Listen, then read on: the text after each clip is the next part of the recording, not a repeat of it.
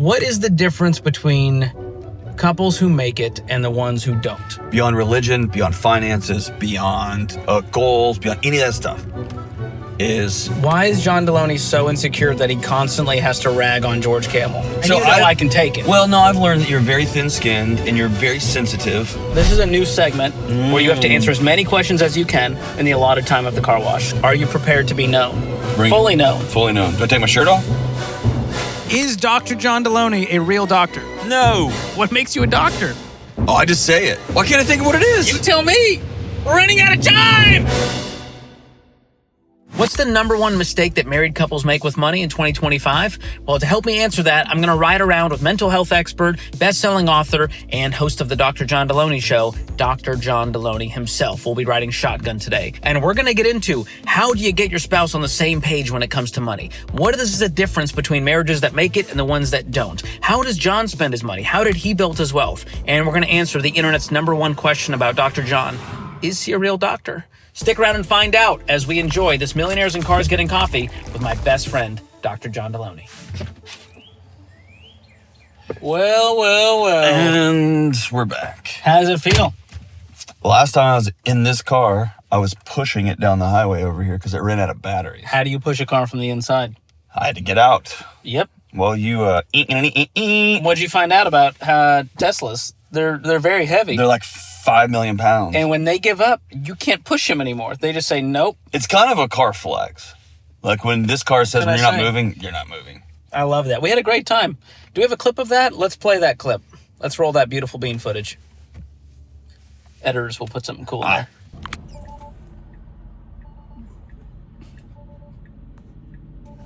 Oh my gosh. This is ridiculous. We died. Let's do this. You ready? Let's go, man. I can't play any Pantera for licensing reasons, but I wanted to. Oh, it's in my head. It's always in my head. Oh my gosh, this is our first road trip together outside of our Blink-182 misadventure. Yeah, that was a tough pill for me to swallow. But I'm glad you made it onto this channel. That's why everybody who drives a Tesla should have a friend that lifts weights. Just push the car in case it runs out of battery. You weren't. And let's say this: people may not like Elon, but when this car says it has 1 mile left, this car has 1 mile left. Like my car, when it goes to E, you're like, you get 20 miles left. Ish. When this one says 0, you are at 0. It's a fun fact for Tesla drivers out there. Exactly. That was pre-Doge accuracy right there. I don't know how he did it. Well, John, this has been weighing on me. You have 2 PhDs, a certification from Harvard. You worked as an executive at multiple well-respected universities. How does it feel to have the same job as me? I know. I was thinking about that the other day. It's crazy. Like I way outkicked the coverage. It's hilarious. Yeah. Just 2 YouTubers palling around, talking about money. I will say this, that like you and I are in the last great loophole of mankind where I'm wearing the exact outfit that I wore to a punk show the other night and outfit. The fact that I call my clothes outfits tells me I have a problem. And we're at work. Yeah. Just like 2 buddies driving around in a car. This is my job. I know we're at work. Is to keep you safe. So to my friend John, who is an HVAC guy who's actually working right now. It's 1,000 degrees in somebody's attic right now. I love you. And last great loophole of mankind, YouTuber. That's incredible. Well, normally people see you on the Ramsey Show, the Dr. John Delony Show. You're talking about relationships and mental health. I want to focus on money today, and we'll touch on relationships, but I want to talk about your story. You've shared it in bits and pieces. Lay it out for us. You're not you weren't always the uber successful, uber handsome John Delony we know and love today. You made some decisions. I wouldn't even qualify myself as uber successful, but I was being... Oh, there you go. God, I see what you're doing there. Being kind. See what you're doing there. So you had made some money mistakes back in your day. Me? Yeah. My whole life has been a money mistake. From start to finish. Like when you were like 15, 16, you started to become an adult. What were the first money mistakes you made? Well, if I back up, my dad was a policeman. And, that's back literally, I think when I was a little kid, I think he made like 22 grand a year. Like things were real tough growing up. And then my mom didn't work, and that wasn't strange back then. And money was always just like a point of electricity in the house. In fact, I was just talking to somebody earlier, right before this, a mutual friend of ours. Like the pants that I feel the most comfortable in are comically too big. And I was trying to figure out, like, why am I so uncomfortable in pants that fit? And the only thing I can think of is there was a family at our church that always gave me their high school son's clothes. And I was hand-me-downs. Yeah, and I was tall when I was a little kid, and when I was a middle schooler in elementary school, but I was real thin, and so I always wore the pants were always just huge, but because you wore what was there, right? And so like that's just kind of where I was baked in. And man, I've had a job since I was 10. Like I had a successful lawn business when I was 10, 11, and 12. Wow. And if I was going to do anything, if I was going to go buy CDs, the problem was I would go get $20 for mowing a lawn, which for me was $1 million. And then immediately spend it. It was gone. I would get a CD from the CD store on the way home, and then I would go into the Stop and Go and buy candy and Mountain Dews. And it was gone. It was like, all right, restart the next day. Gone. So every day was spend it all. Early on in undergrad, when I learned about a poverty mindset, which is how do I get through today versus how do I get through next year, and what do I want to be like when I'm 50? Like that blew my mind. Yeah. It had never occurred to me to do anything other than to get through today. And so, man, I wouldn't call it a mistake because I just didn't know. Yeah. And then I got to college and they said, hey, college will cost this, but you're going to qualify for this. And I was like, well, just give me all of that then. And so I left college. I left college with not a ton of debt. I had a whole bunch of scholarships. And so I left college with, I remember specifically, it was $17,000. I remember my wife had about double that. But my first year as a high school coach and a teacher in Houston, I ended up, after my first year, with $40,000 in the hole. Okay. And because I just finally had a job, I went and got the biggest, stupidest truck I could get, and I just didn't say no. And so I just kept. Is that a rite of passage in Texas, though? I feel like that's a part of it. For a big, tall Texan, yeah. And I'll tell you this is how bad it was.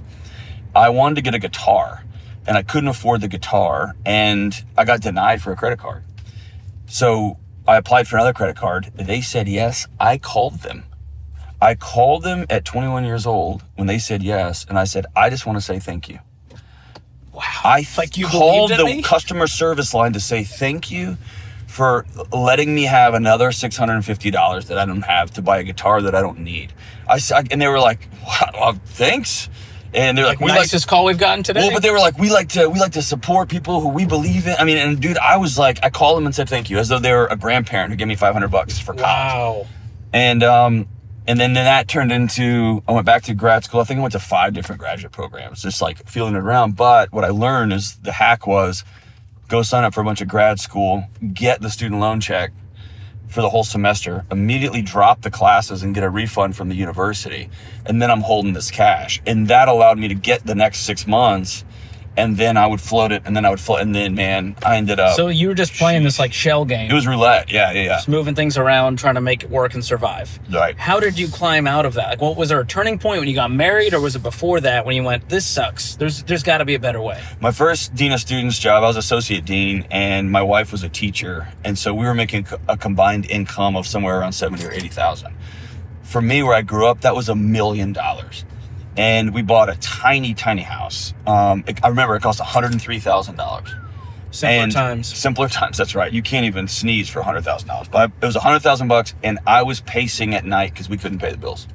And I remember, like, this didn't make sense to me. I knew that we made enough money to pay for a small, tiny house, and it didn't make sense.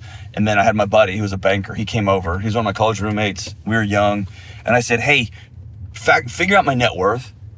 And it was at our kitchen table. And that's, to this day, I've known him for 35 years. That's the hardest I've ever seen him laugh. Because I was yelling so loud. He factored it in.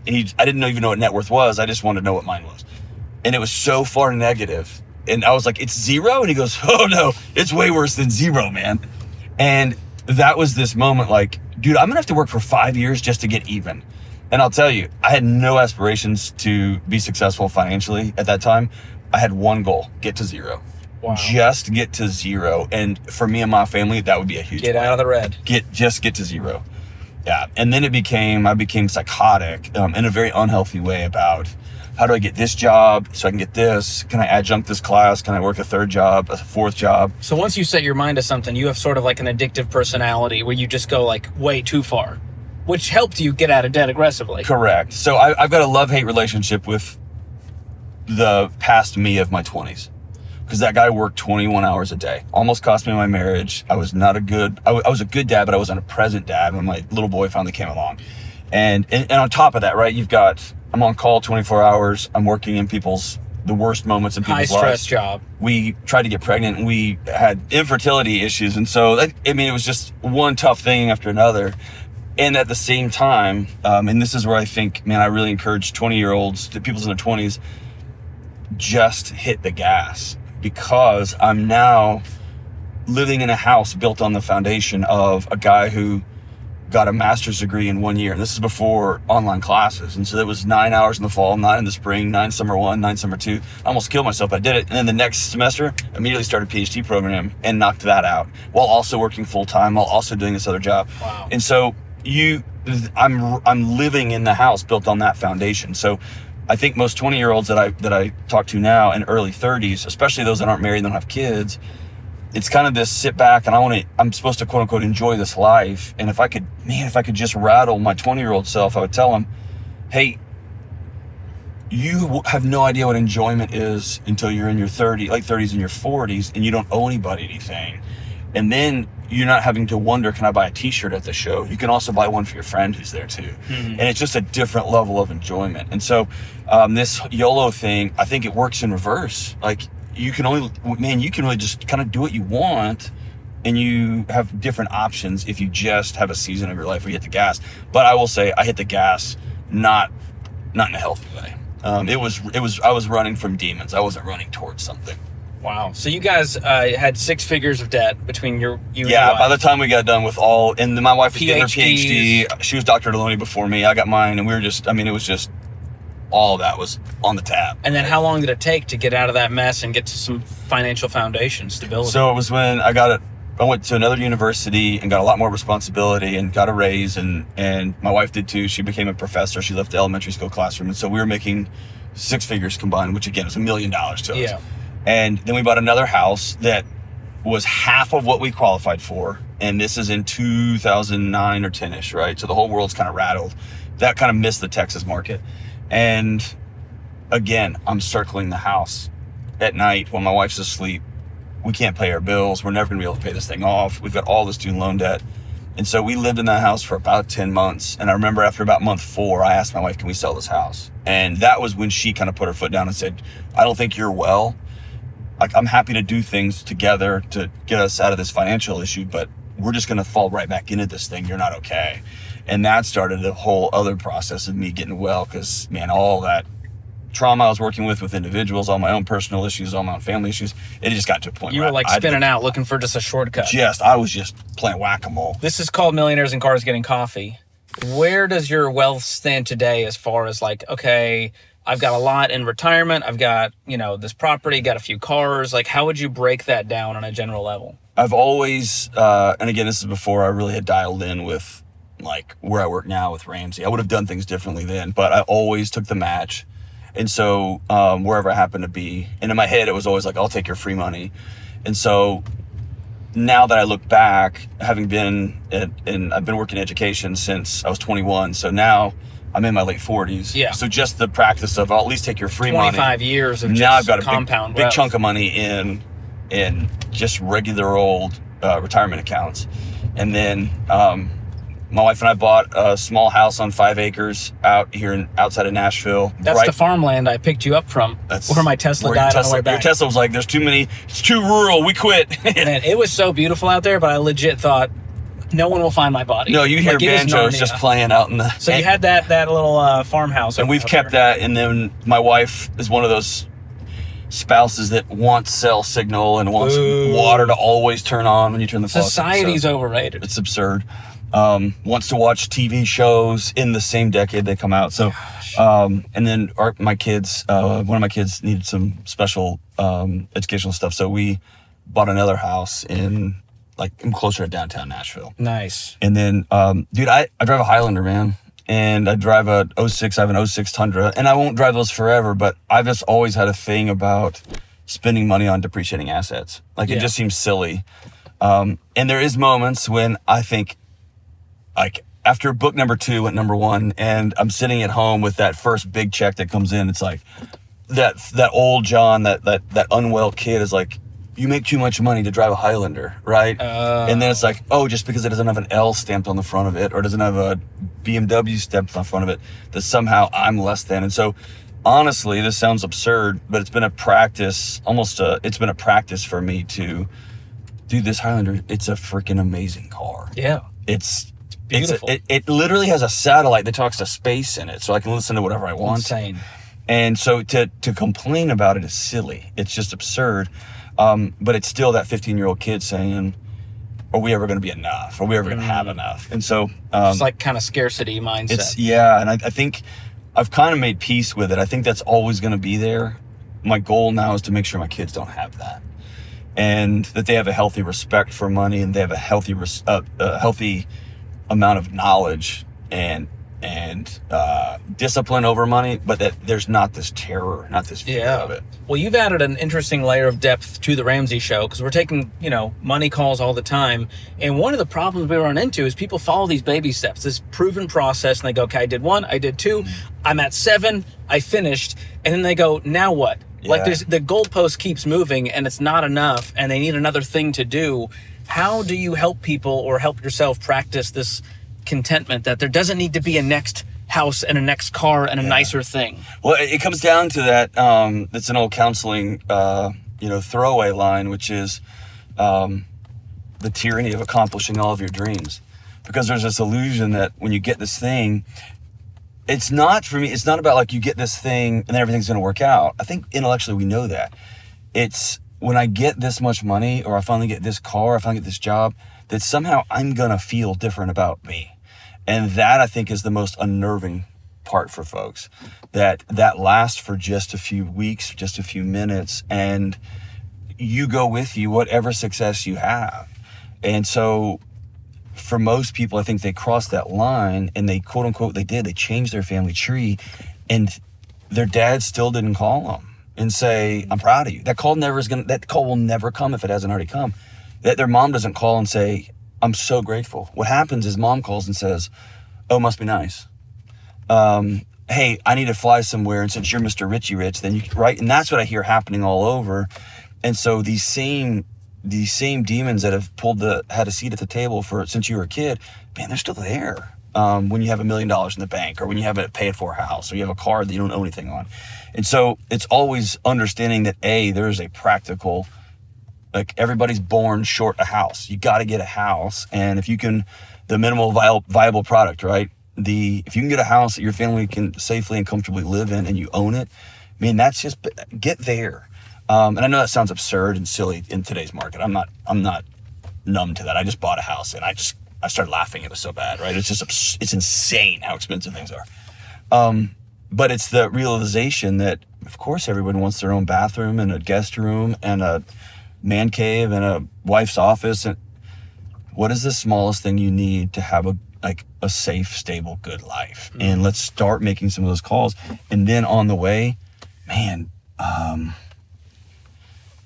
begin to keep looking at yourself in the mirror and saying, okay, who do I want to be on this journey? Because you're going to be whoever you are when you cross that finish line. So it's important to start asking yourself, who am I going to be on the way? Yeah, so it's healthy to separate the two and go, it's great to have financial goals and it's great to be a healthy version of yourself. Don't think that the financial goal is going to lead you to this magical spot where your life is perfect. It will magnify who you've always been. Beautifully said. All right. I can't reach this drive-thru. It's so high up. Hello. I've never felt more small. Hi. You're so high up there. Let me see here. Do you guys have anything? You want decaf? Can I get a decaf Americano? Oh, no. A decaf vanilla latte. How about that? Yeah, for sure.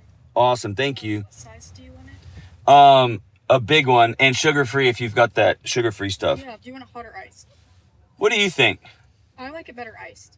I'm going to follow your direction. All right, regular milk in it? Yeah, I prefer milk from a cow. Do you have heavy cream? Yeah, we have heavy cream. Yes.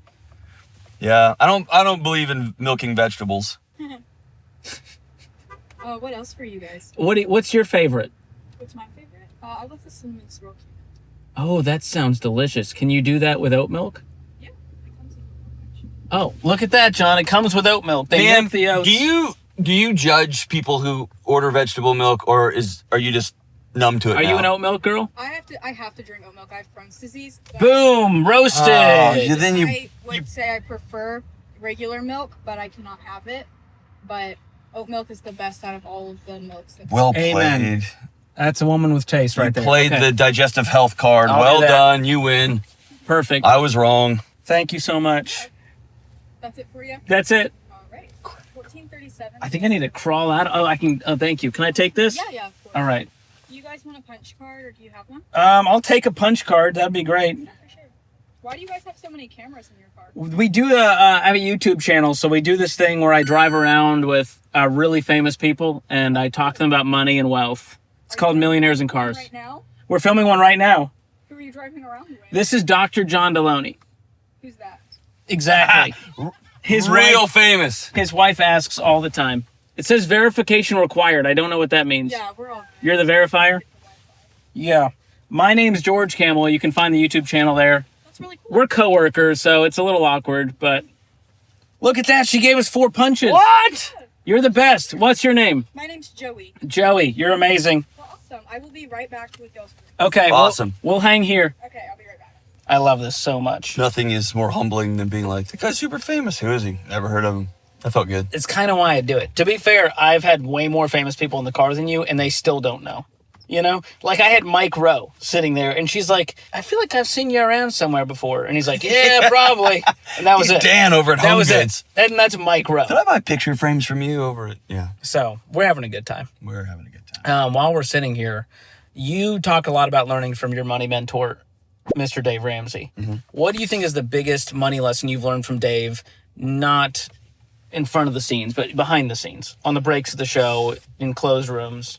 Yeah, that's one of my favorite things that no one gets to see is just his generosity just behind closed doors. Like when I sit down and say, hey, I'm about to buy this house, it doesn't feel right, and he'll look at it with me. And then the best part about it is he doesn't just go, nah, or yeah. He says, here's what I'm thinking. And that helps, it gives me a map for the next time.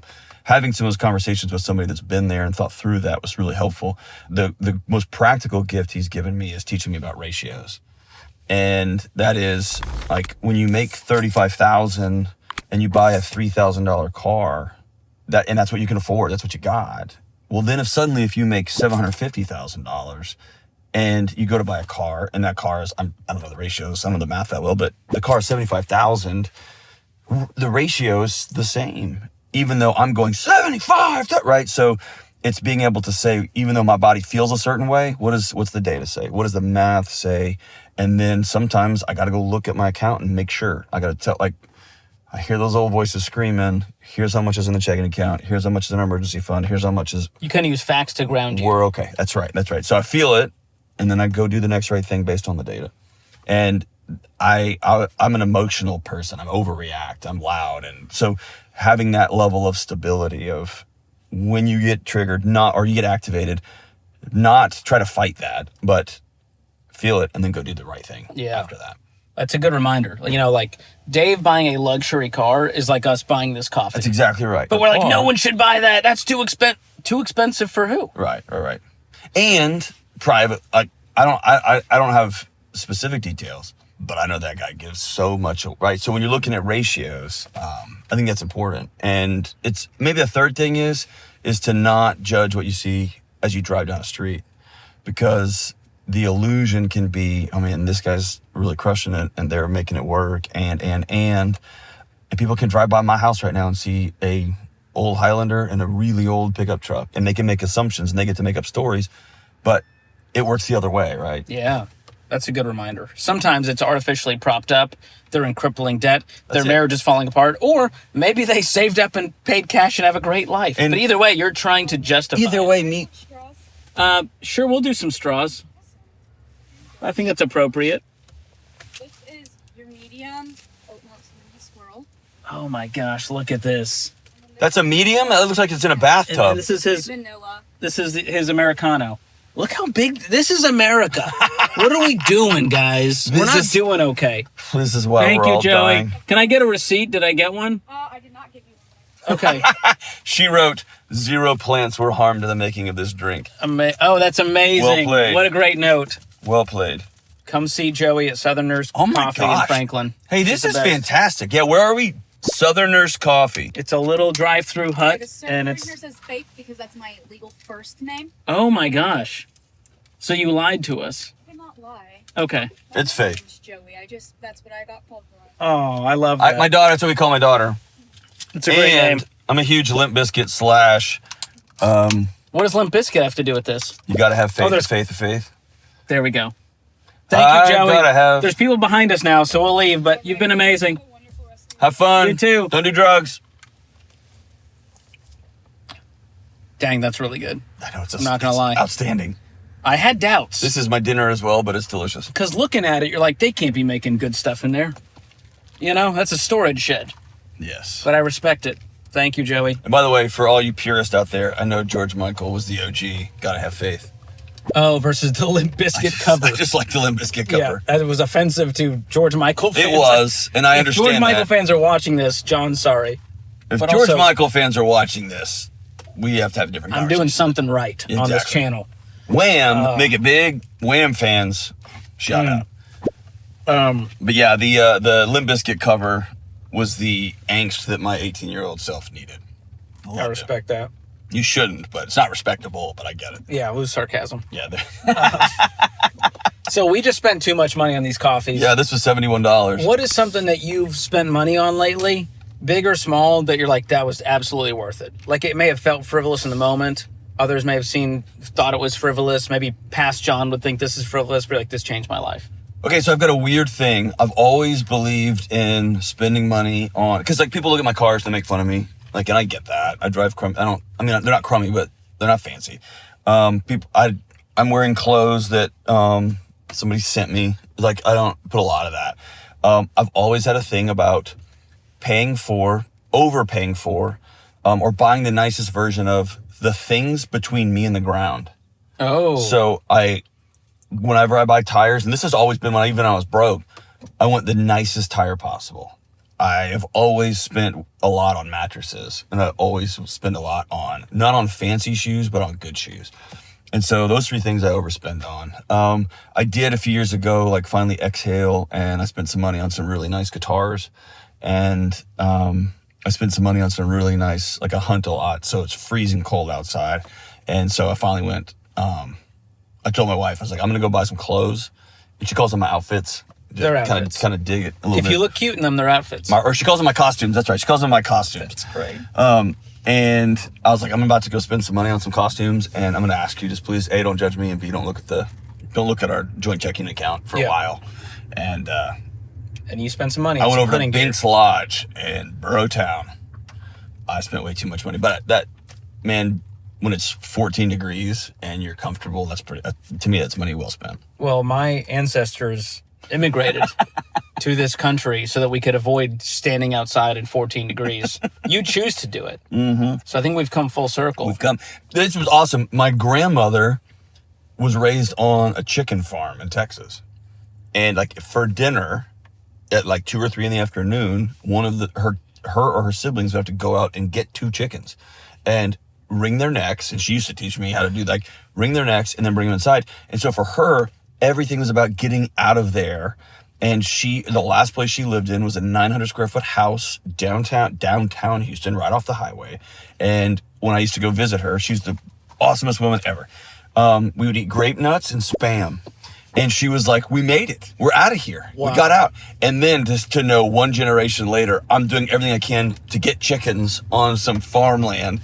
And so, yeah, it just loops, man. Wow, that's dark stuff. I guess muesli. It's dark stuff. When muesli is a real luxury treat, you know, you're Grape nuts, man. It was like eating rocks for breakfast. But man, I was regular. Oh, I bet. Good fiber in there. I was on a routine, baby. What is something that you spent money on lately that was a total miss? You're like, this is a regret. Oh, Either gosh, dude, I'm a sucker. I returned it, I gave it away. I don't return things. I got a weird thing on returning. We can talk about that. There's some insecurity, some shame. No, there's some research on basically we've created a society where we've got too many choices. And so you can't, there's no way you can ever be happy. And like companies like a Target or a Walmart or whatever, Academy's got one of the best return policies ever, Costco. that sounds good, and actually is cool. You can take something back, but it ensures you will never be happy with your purchase because there's always this lingering, I could go take this back. Is it like the prenup of purchases? Yeah, there's an off-ramp, right? And that happens in our marriages, that happens like with no-fault divorce, that happens with our purchases, that happens with everything is basically we're only ever trying things out. And so nobody ever has to be where they are and own, I spent money on this and that was dumb. You need to take it back. And so it is cool to take it back, but I kind of have an internal rule that I rarely send something back. If I buy a pair of shoes and they don't fit, I find someone. It forces you to be intentional. That's it. And not be mindless. And so I'll give them away. But I just am always a sucker for the next biohacker gadget. Oh. And dude, I've seen you. You've had the things in your ears that shoot protons and like, what is it? Like lasers into your ears? What was that one? Well, that one was about getting sunlight in your eyes. Andrew Huberman talks a lot about that, but like that's people in the nerd world have known that for a long time, that getting sunlight inside your body is important, or on your body is important. And so this one company out of Switzerland was like, well, actually you get it through your eyes, but you also get it through another orifice, your ear. And so I bought this thing that would shoot light into my ears. And you know when words bother you for no reason? Orifice does that for me. Orifice is a word that I wish I could take back that I just said. Gosh. Now it's on record that I said the word orifice. Now we have proof that you do have a PhD. Hey, we'll get back to the road in just a second, but let me tell you about Delete Me, a sponsor of today's show. If you want to clean up your digital footprint and take control of your data privacy, you need to check out Delete Me. They go in and they find and remove your info from thousands of these sketchy data broker sites that are selling your information for a profit. And what does that do for you? Well, it helps prevent all these phishing emails and scams and spam and harassment and stalking that you may have experienced lately. Just me? Okay. Well, what they do is they send you a report showing you what they've done and how much time they've saved you. And so far, they've removed me from over 250 data broker sites and saved me 86.5 hours of time. And for that, I am grateful. So go check it out for yourself with a sweet discount, 20% off any of their annual plans at joindeleteme.com/George, or click the link in the description below. All right, let's get back to the conversation. I want to shift to marriage. Okay. One of the biggest questions we get, and if you're watching this channel and if you're married, you may have experienced this, maybe you're still struggling with this. How do I get my spouse to get on the same page with money? Is there a life hack? Is there like a 2-sentence answer that can solve all of this? It's not about the money. That's the life hack. The life hack is it's not about the solution when you're sitting down with somebody at first. What's important is to say, I don't feel safe in any number of, I don't feel safe when you drink that much. I don't feel safe. Dax Shepard and Kristen Bell, they tell a great story about Dax grew up, and he's really open about how he grew up. But he grew up having to fight for things, like literally. And when he was first dating Kristen Bell, and I love this story because me and my wife have a very similar experience. Somebody threw a huge, large Coke at their car while they were driving, and he got out of the car and just beat the dude up. And it was Kristen gently and calmly saying, when they got to the restaurant later, I feel less safe when you do that. And he talks about that was a big revelation. I had a very similar experience at a rock and roll, at a punk club with my wife.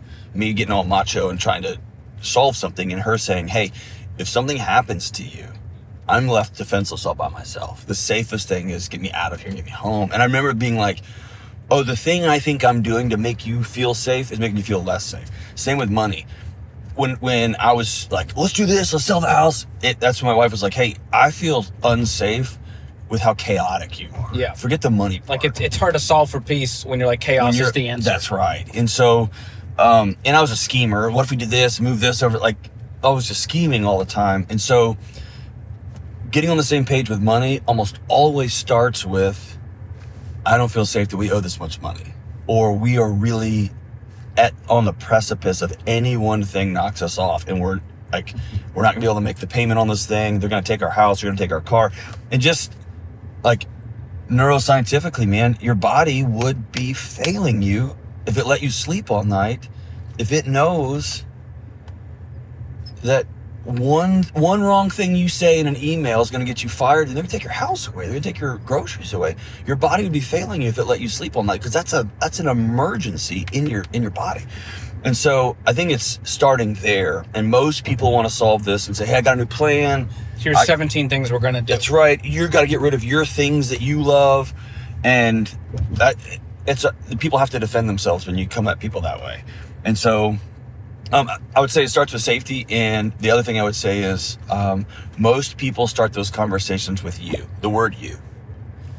You keep spending too much money. You went and bought this nice car. You've got all these jet skis and the Suburban and this nice house. It puts them on the defensive. And now they have to fight you because it's an attack. But when you sit down and say, I'm scared, I don't know how we're going to pay this off. I watched my parents struggle all the time. That using the word I first is an invitation. And it's humbling. It's submissive. And that doesn't have a lot of credence in our culture, but it's an invitation. That's right. I like that. So start with that. Start with the conversation, how you're actually feeling. And then maybe like, is there a vision casting of like, here's where we both agree we want to go. Now we reverse engineer it. And the Ramsey plan is the best way to do that. Yeah. So the question that changed my household that my wife asked me was, how do you want this house to feel like when you come home?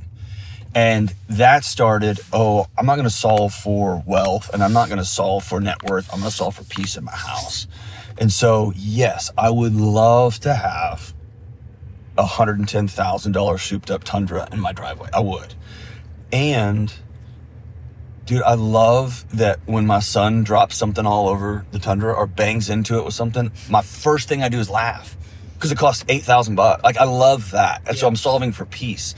And one day I may have enough wealth that I can buy that $100,000. I probably won't, but I can buy a nice truck and have it sit in the driveway and I'll laugh if somebody dings it or whatever.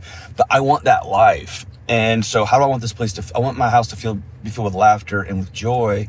And that means, dude, let's drive Corollas then, right? Let's drive used Camrys. And let's live in a smaller house so that we can go do silly things and we can have pizza nights randomly and we can go on fun trips and whatever. But that Instead question of lifestyle creep and pushing it all to the limit. And right, how do we want this place to feel? So yes, whether it's a picture of what you want this to look like, and some people do that well, or whether it's what do you want this to feel like, there's some sort of end game that we're going to reverse engineer. How do we get there then? And then here's what's important. I think you have to hold that end game really loosely. Because it can become an idol. It can become something you worship. And I'm going to miss these Little League games because I have to get here because we have to get this house with 5 bedrooms. Man, you're going to get that house with 5 bedrooms and you're really going to have a regretful past, right? Instead of saying, we want this house, we want it to look like this. And on the way, we realized, you know what? Going to Little League games is more fun. And so let's stay in this house. Let's not buy a new car. Let's not go to this college. Let's go to this one. And so you hold it really loosely, but yes, you got to have a place where you're going. I mean, imagine just like signing up for a marathon and they tell you like, you won't know where the finish line is and we're not telling you how far you're running. Go. You're not excited to run. Are you supposed to sprint? Are you supposed to walk? We don't even know where we're going. So you got to have some place where you want to get to, even if your wants change over time. Well, we know that money fights, money problems are one of the leading causes of divorce. You're coaching people, talking to them on your show all the time. We're on the brink of divorce, or getting divorced, we've been divorced. What's the biggest mistake that married couples make when it comes to money? They don't join their accounts. Oh, so very tactical. If you say, hey, we're keeping it separate, that's a red flag for you. It's the ultimate red flag. It's day one saying you will have yours and I will have mine. And that's a recipe for not getting to the same place together. And so, yeah, I mean, out of the gate, and if that makes you uncomfortable, if that scares you, if you grew up in a house where money was abused either way, if you've been in a past relationship, if you were married before and that was a bad deal, totally get that. That doesn't make the next thing still the right thing. But yeah, if you have separate accounts, it's really, and you're Venmoing each other, you talk about that, which is hilarious. Dude, this is a car wash. You know the last time I got my car washed? When? Like 84. Oh my gosh. I love it.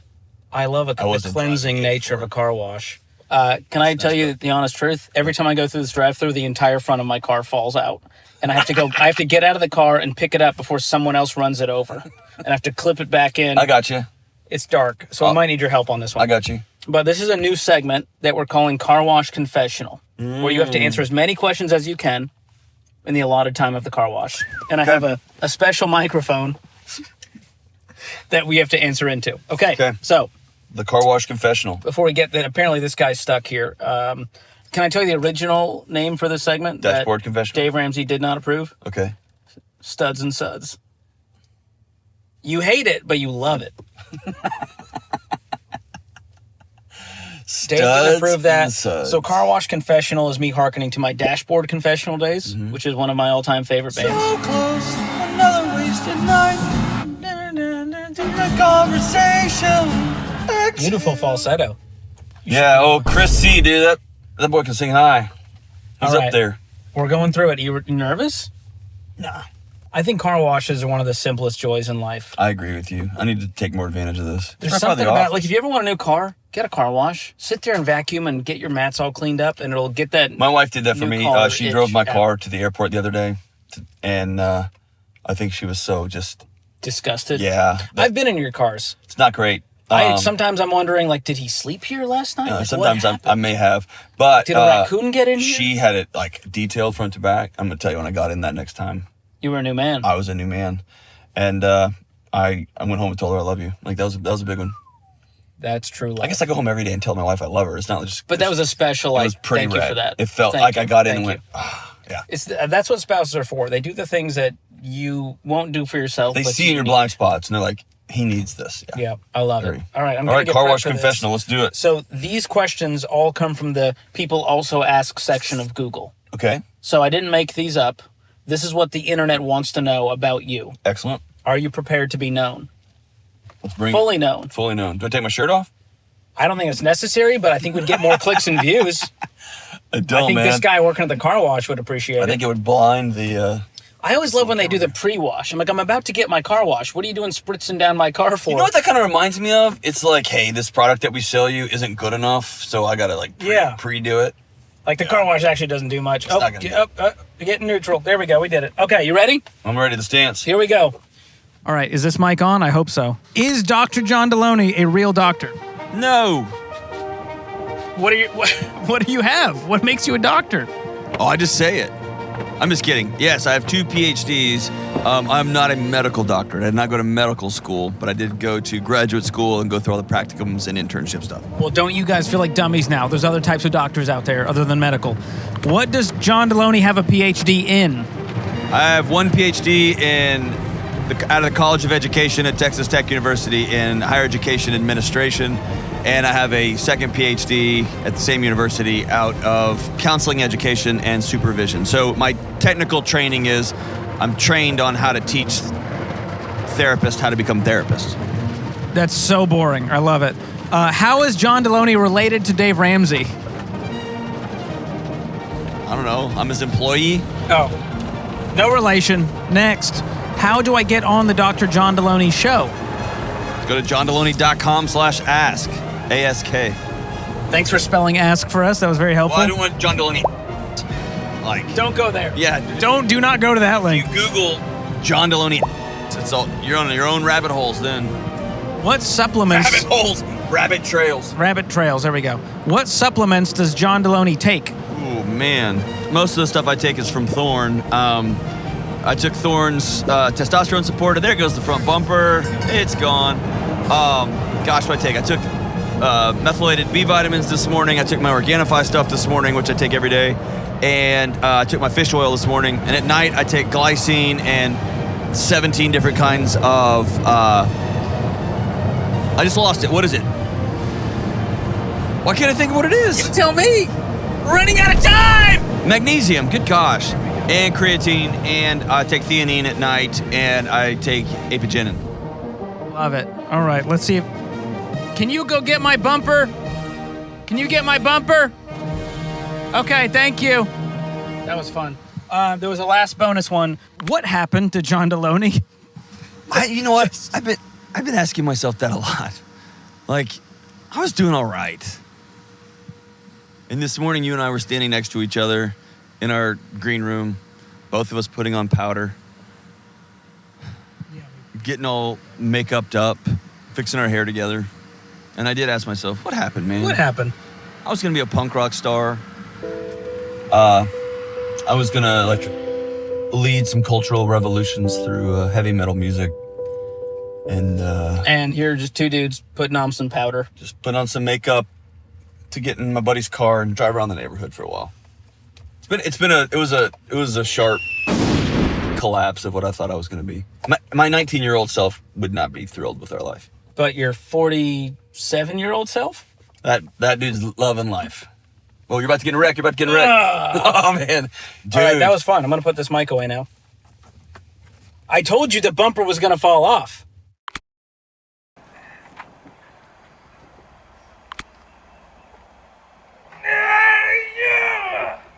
That is simultaneously the most and least manly thing I've ever seen.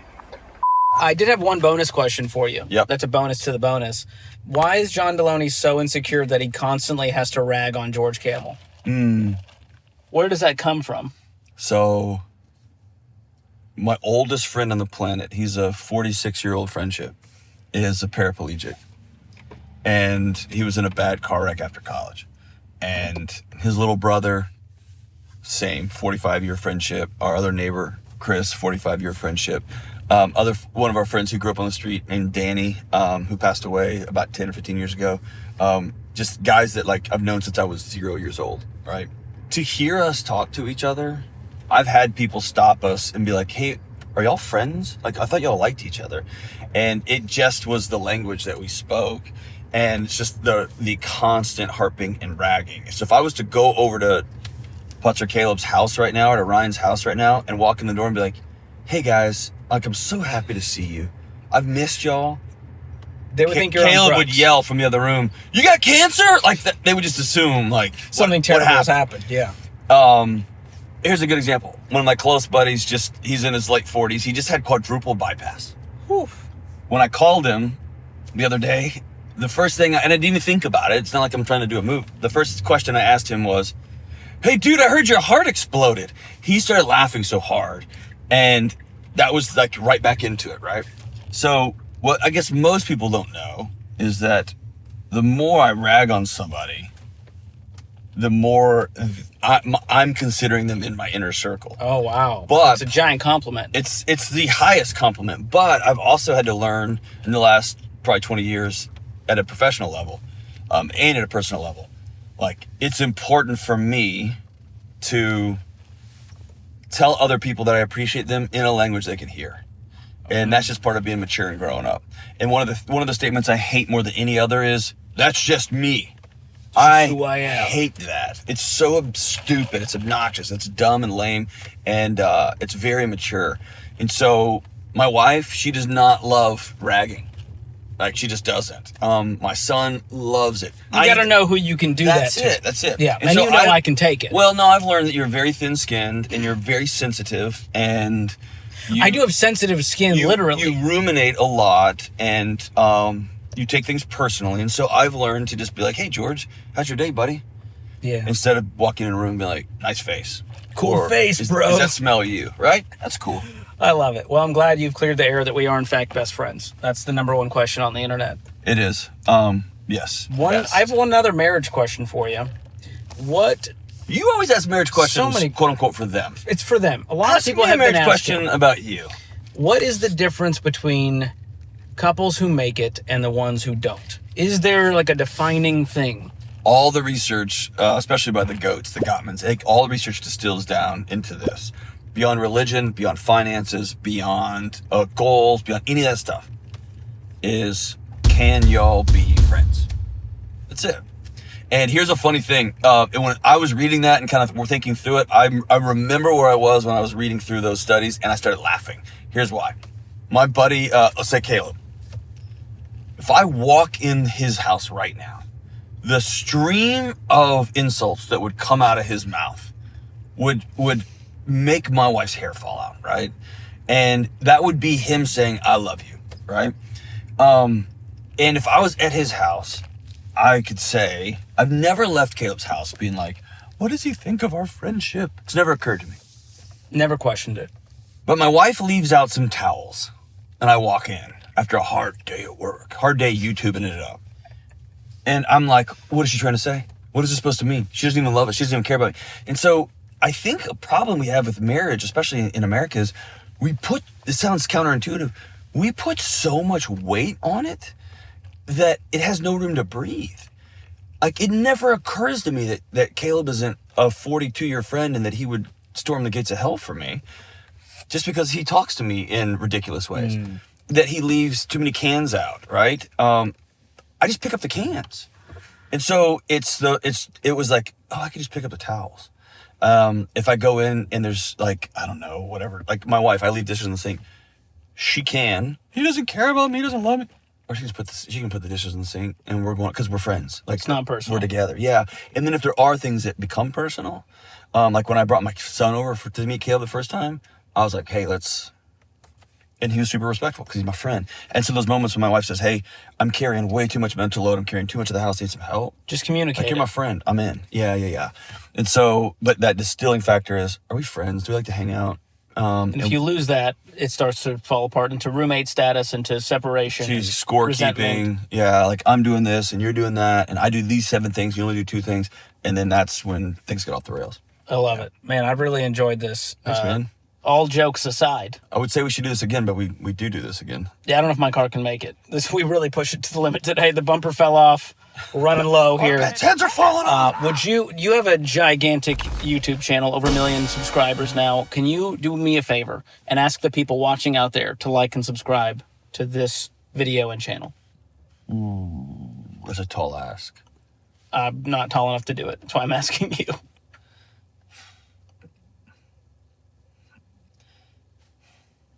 Please like and subscribe this show. What other entertainment do you want other than people driving around in a... We gave them everything. Super used electronic I don't know how to get any more views than this. Go check out John's show. Read his books. He's doing good stuff. I'm proud to know him and be friends with him. And come see our live comedy shows when we're in your town. Are we doing a tour? This is the announcement. We're going on the road. The fake comedy tour. Yep. Cheers. Huge thanks to my best friend, Dr. John Delony, for joining me in Millionaires and Cars Getting Coffee today. And if you enjoyed this episode, you're going to love the conversation I had with another doctor, Dr. Arthur Brooks, a Harvard professor who had a lot of interesting and wonderful things to say. So go check that out. It's coming up next, or click the link in the description below. Thanks for watching. We'll see you next time.